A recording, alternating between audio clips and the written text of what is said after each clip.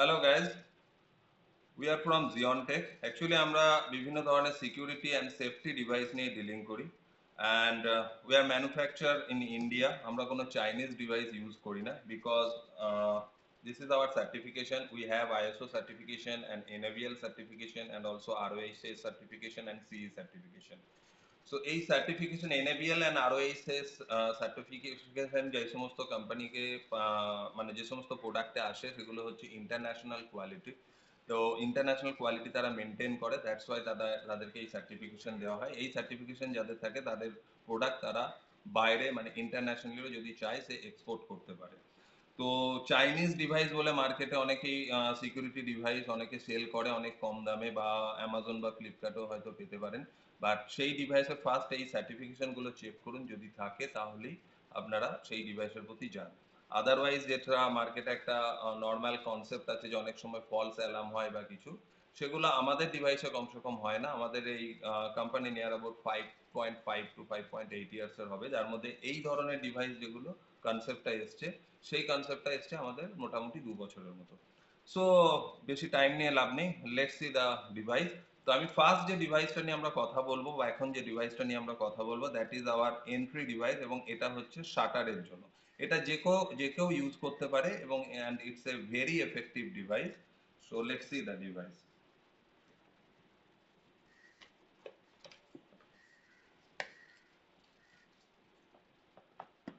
So this is the device. এটা কি কাজ করে বা কিভাবে হয়, এই ডিভাইসটা অ্যাকচুয়ালি শাটারের জন্য, যাদের সিঙ্গেল শাটার মানে একটাই শাটার যারা ইউজ করছেন এবং শুধুমাত্র শাটারটাকেই প্রোটেক্ট করতে চাইছেন তাদের জন্য, মানে শাটার খুলে যদি ঢোকে সেক্ষেত্রে অ্যালার্ম বা কল এগুলো যদি কিছু চাইছেন, সেক্ষেত্রে এই ডিভাইসটা তাদের জন্য খুব এফেক্টিভ। এটা যে কেউ ইউজ করতে পারে তার দোকানের জন্য, বা যাদের শাটার আছে সেটা গ্যারেজেও হতে পারে, মানে যেখানেই শাটার আছে সেখানে এই ডিভাইসটাকে ইউজ করতে পারে। এটা কিভাবে কাজ করে, এটা শাটারে লাগানো থাকবে, শাটারে জাস্ট দুটো ড্রিল করা হবে, এর সঙ্গে দুটো প্লেট থাকে, এখানে দুটো প্লেট লাগবে, সেটা আমরাই দিই।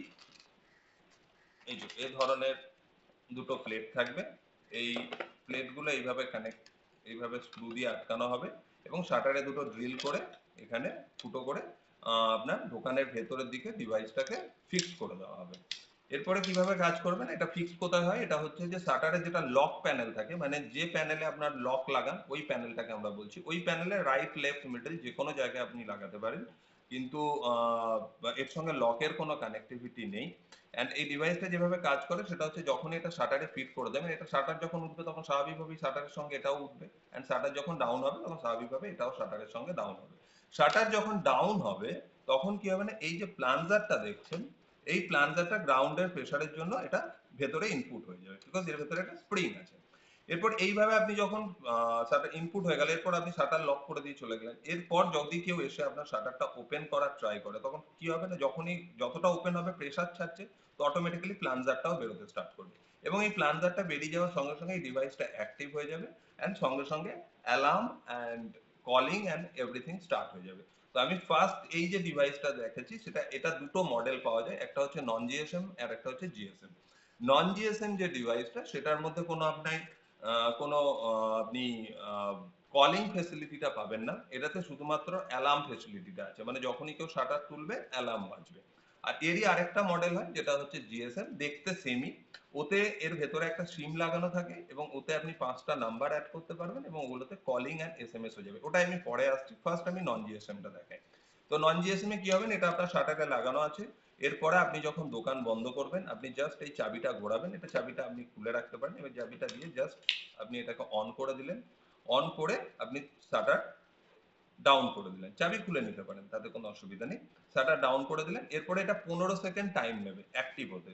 যখনই 15 সেকেন্ড হয়ে যাবে সঙ্গে সঙ্গে এখানে একটা এই যে বিপ সাউন্ড হলো, বিপ সাউন্ড মানে হচ্ছে যে অ্যাক্টিভ হয়ে গেল। তো এবার আপনি শাটার লক করে দিয়ে আপনি বাড়ি চলে গেছেন, এরপরে যদি কেউ এসে আপনার শাটারটা ওপেন করার ট্রাই করে তাহলে সে কি করবে, হয় শাটারটাকে ওপর দিয়ে পুল করবে, আদারওয়াইজ বাইরে দিয়ে টানবে। যে কোনো ক্ষেত্রেই যখনই শাটারটা সে একটু উঠবে গ্রাউন্ড থেকে, সঙ্গে সঙ্গে কি হবে না, এই যে প্লানজারটা আছে প্লানজারটা সঙ্গে সঙ্গে বেরোতে স্টার্ট করবে। তো সাপোজ কেউ শাটারটা আপনার তুললো, এই যে সাপোজ তুললো, এটা 15 সেকেন্ড টাইম নেবে, কেন 15 সেকেন্ড সেটা আমি পরে বলছি। এই যে ওপেন করলো, এবার দেখুন 15 সেকেন্ড পরে এখান থেকে অ্যালার্ম বাজতে স্টার্ট করবে। জাস্ট অ্যালার্ম বাজানো স্টার্ট হয়ে গেছে। তো এবার অ্যালার্ম বাজছে। এবার এই অ্যালার্মটা বাজতেই থাকবে যতক্ষণ না এই চাবি দিয়ে আমি অ্যালার্মটাকে অফ করতে পারবো। তো চাবি তো আপনার কাছে, তো চাবি যতক্ষণ না আপনি চাবি দিয়ে এটাকে ঘোরাচ্ছেন ততক্ষণ পর্যন্ত, এই যে অফ হয়ে গেল, চাবি দিয়ে যতক্ষণ না আপনি এটাকে ঘোরাচ্ছেন ততক্ষণ পর্যন্ত অ্যালার্মটা বাজতেই থাকবে। এবার কথা হচ্ছে 15 সেকেন্ডস টাইম কেন দেওয়া আছে? 15 সেকেন্ডস টাইম এই কারণে দেওয়া আছে যে আপনি নিজে যখন আপনার শাটারটা সকালবেলায় খুলবেন, মানে আপনার দোকান যখন খুলবেন, তখন তো যদি এই চাবির ম্যাটারটা না থাকে তাহলে আপনিও যখন শাটার খুলবেন সঙ্গে সঙ্গে অটোমেটিক্যালি এও বাজতে স্টার্ট করবে। তো সেই জন্য 15 সেকেন্ডস টাইম দেওয়া আছে যাতে আপনি নিজে শাটার ওপেন করবেন এবং 15 সেকেন্ডের মধ্যে জাস্ট আপনি চাবিটা দিয়ে এটাকে অফ করে দিন। তাহলে কি হলো না, কোনো অ্যালার্ম বাজলো না। আর যখন আপনি দোকান বন্ধ করছেন বা সব বন্ধ করছেন তখন আপনি এটাকে অন করে দিন, অন করে দিয়ে আপনি শাটার ডাউন করে দিন। এটা 15 সেকেন্ড টাইম থাকছে, তো তার মধ্যে আপনি লক করে আপনি চলে যান, 15 সেকেন্ড পরে অটোমেটিক্যালি অ্যাক্টিভ হয়ে যাবে। সো এটা হয়ে গেল কি না নন জিএসএম প্যানেল। এরপরে আমি আসছি এটারই জিএসএম প্যানেলে। জিএসএম প্যানেলটা কিরকম হবে? জিএসএম প্যানেলটা হচ্ছে যে এই যে ডিভাইসটা দেখছেন আপনি নন জিএসএম, এখানে কনসেপ্ট সেম, শুধুমাত্র এখানে জিএসএম প্যানেলে কি হবে না, জিএসএম প্যানেলে এর ভেতরে একটা সিম ইনপুট লাগানো থাকবে, সেই সিমটা আপনারাই প্রোভাইড করবেন এবং এতে 5টা নাম্বার অ্যাড করা হবে। এবং সেই এর কাজ কি হবে, যখনই ওই জিএসএম প্যানেলে অ্যাকচুয়ালি কি এই সমস্ত কি কিছু থাকবে না, ওতে 5টা নাম্বার অ্যাড করবেন এবং 5টা নাম্বার অ্যাড করে কি হবে না, যখনই কোনো অ্যালার্ম বাজবে, যখনই কোনো অ্যালার্ম বাজবে সঙ্গে সঙ্গে কি হবে না, এখানে সরি, যখনই কোনো শাটারটা যখনই ওপেন হবে, মানে এই প্লানজারটা যখনই ওপেন হবে, সঙ্গে সঙ্গে এখানে অ্যালার্ম বাজছে যেমন নন জিএসএম এ, ও ক্ষেত্রে কি হতো, অ্যালার্মও বাজতো প্লাস ওই 5টা মোবাইল নাম্বারে ফার্স্ট এসএমএস যেত যে আপনার শাটার সেন্সার অ্যাক্টিভ হয়েছে, এবং তারপরে কন্টিনিউয়াসলি কল করে যেত। এবার কলটা কিরকম ভাবে হতো, ধরুন আপনি ইউজার ওয়ান, আপনি মানে আপনি 1 নম্বর ইউজার, তাহলে আপনাকে ফার্স্ট কল করতো, আপনি হয়তো রাত্রেবেলায় ফোনটা সাইলেন্ট আছে বা ফোনটা রিসিভ করতে পারছেন না, তখনও আপনাকে ফুল রিং করার পর আপনি যদি ফোনটা রিসিভ না করেন তাহলে ওই ইউজার টু কে কল করবে। ইউজার টু ও ধরুন ফোনটা রিসিভ করতে পারছে না, বা ইউজার টু এর ধরুন মোবাইলটা নট রিচেবল আছে বা নেটওয়ার্কিং প্রবলেমের জন্য ফোনটা লাগছে না, তখনও ইউজার থ্রি কে কল করবে। ইউজার থ্রিও যদি ফোনটা রিসিভ না করে দেন ও user four and user five অব্দি যাবে।